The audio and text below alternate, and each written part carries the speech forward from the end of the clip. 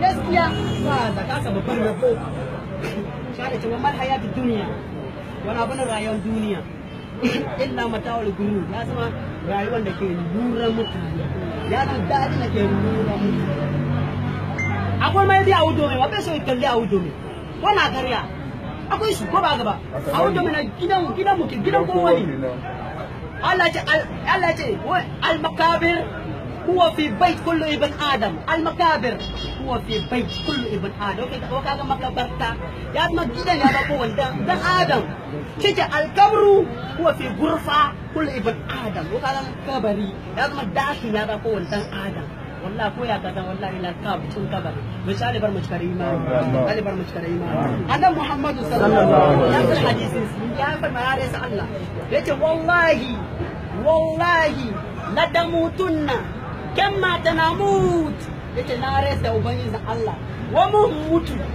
kaman be kwane doki musulmi bakin a kwane doki ka kai bace kaman ga mutu ko ba gaba misali bar mu cikar imani mu ya yi su mai kyau da ban yamma yamma ko mu da sun yamma Allah kana ta mishi yamma yasa ta mishi yamma bai yi mu shi mai kyau ku samu hankuri ai ku su mai kyau أعوذ بالله من الشيطان الرجيم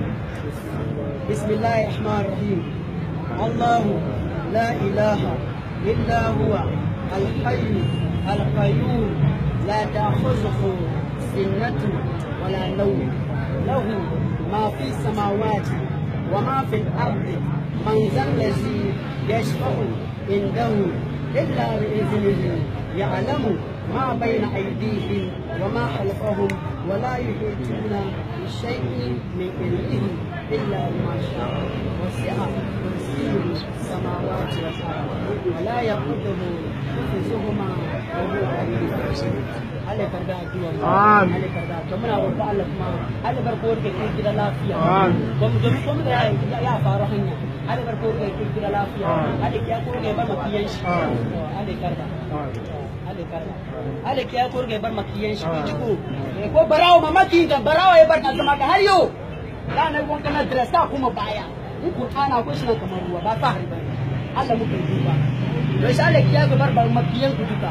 ko barawo mamakiyin ka kun ji ko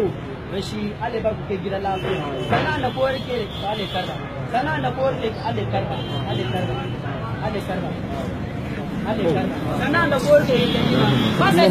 za mu cika addu'a Allah karba